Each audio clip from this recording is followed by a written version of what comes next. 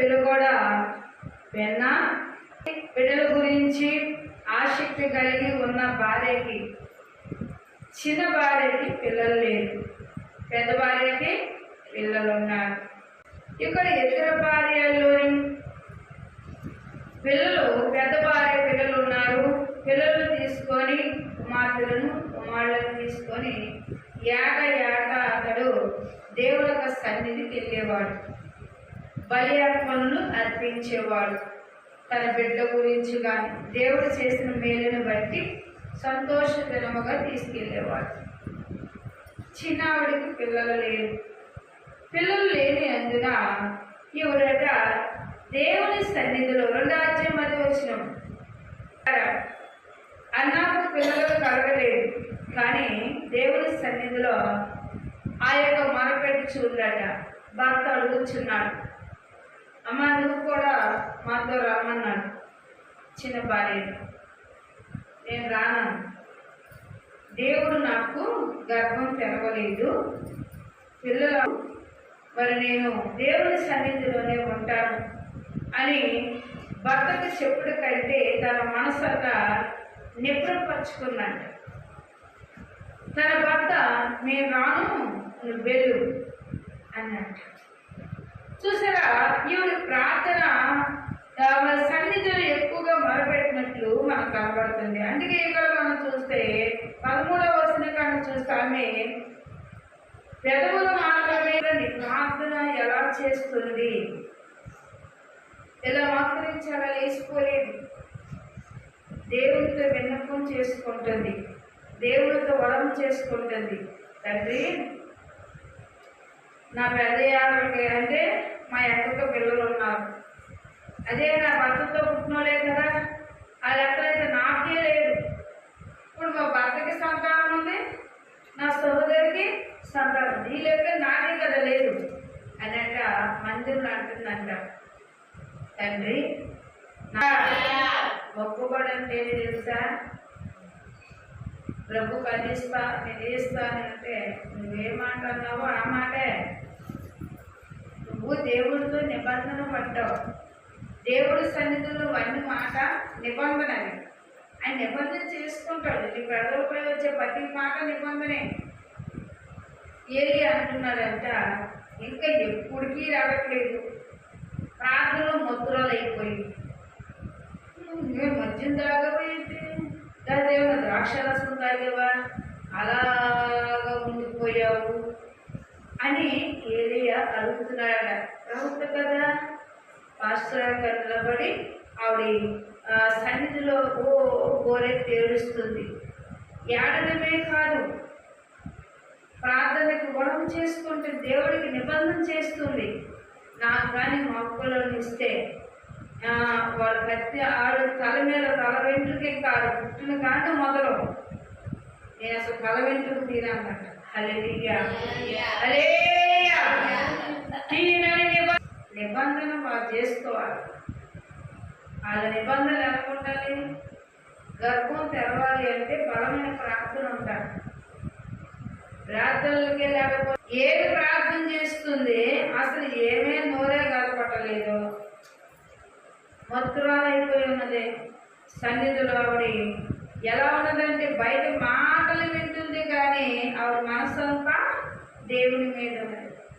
ఏది అనుకుంటున్నాడంట, మత్తురాలైపోయిందేమో, ఏ ద్రాక్షరసం తాగిందేమో, కూర్చున్నాక బాగా మొత్తం వచ్చేసి ఉంటుంది అనుకుంటున్నాడంట.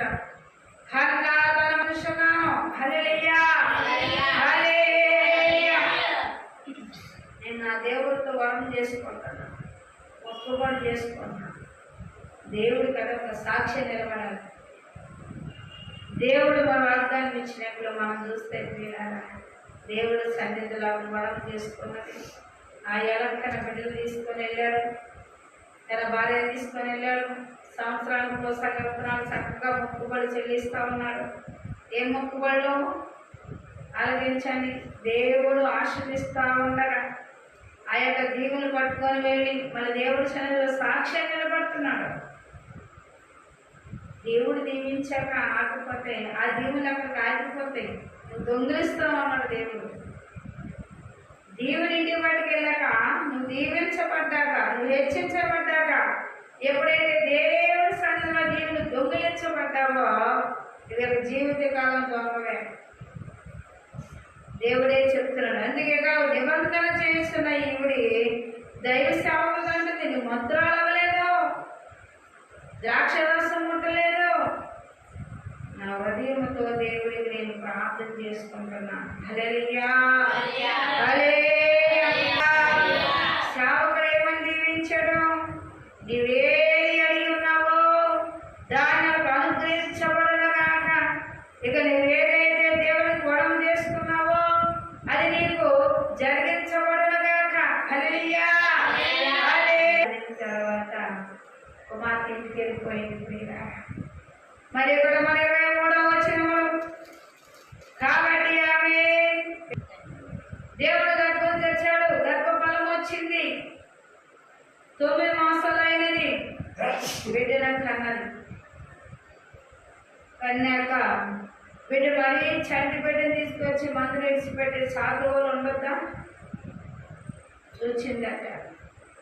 ఆ తల్లి ఇడిచిపెడతానంది కదా, మరి ఇడిచిపెట్టిన అన్న మాట చూసి పెరుగుడు అన్నాక, అయ్యా సంవత్సరం అయినది, బిడ్డను అక్కడే విడిచిపెడతాను, 2వ సంవత్సరం అయినది, ఇప్పుడే విడిచిపెడతాను, పిల్లవాడికి ఏం తెలియదుగా.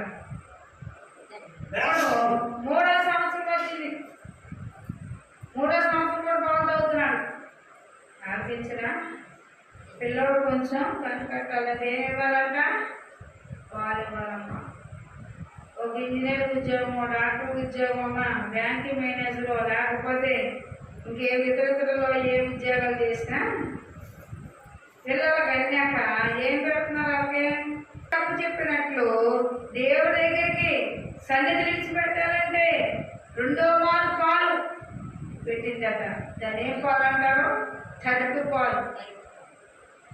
మా లేగడ పాలు తాగితే బలం ఉండదు, తడుపు పాలు తాగితే బలం ఉంటుందంట. 2 పాలు తాగారు కదా, పుస్తున్నారంట. దేవుని స్తోత్రం. తడుపు పాలు దాకా పెట్టింది, లోపలికి తీసుకొచ్చి ఏమంటుంది తెలుసా? ఆనాడు మధురాలైపోయాను, ఎల్లువాడ ఆనాడు నేను మధురాలైపోయాను అన్నారు కదా, ఆనాడు దేవునికి నేను మొరబెట్టుకుంటున్నానని చెప్పాను కదా, ఆ స్త్రీని నేనే. ఇదిగో దేవుడు నాకు ఈ బిడ్డనిచ్చాడు, ఈ బిడ్డని మంత్రులు ఇడిచిపెట్టడానికి ఏం తెచ్చిందట? పిండి తెచ్చింది, కోడలు తెచ్చింది, అర్పణ చేసింది, దేవునికి అర్పణ చేసింది. బిడ్డను కొనడానికి నాకు నింద తీసివేశాడు, దేవుడు నన్ను సంతోషపరిచాడు.